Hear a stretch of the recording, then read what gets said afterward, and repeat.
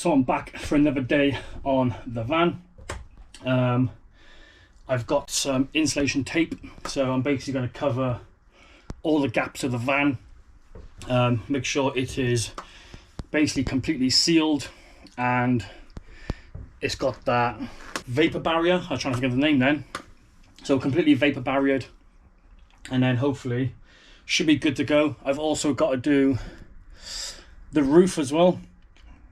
So basically the goal is to get the roof done next, and then it'll be taping everything and then framing the van. Hopefully I can get all that done today. It is Sunday.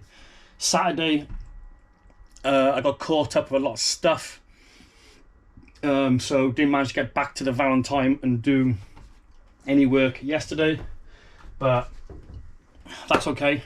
But yeah, let's get straight into the van.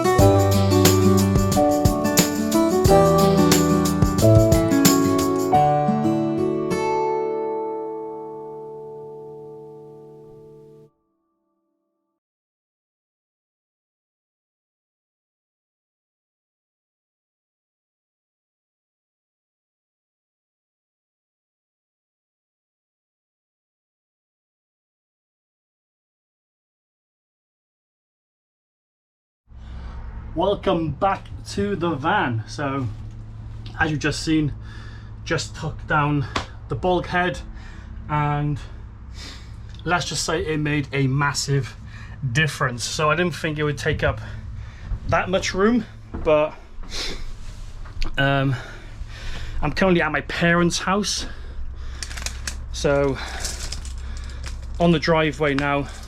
All the stuff is out on the drive, which allows me all this room to play with in the van. So trying to get most of the bulk done this week while I'm home in the parents' house.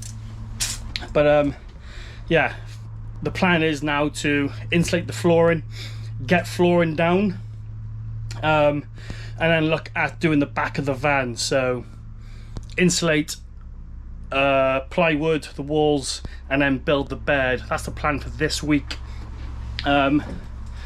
I've also got a massive skylight to go into the roof, and also an air vent. It's quite grey outside. It did rain last night, so don't really want to risk it. Drill a hole in the roof and it starts raining. So the plan is to insulate the van as quick as possible.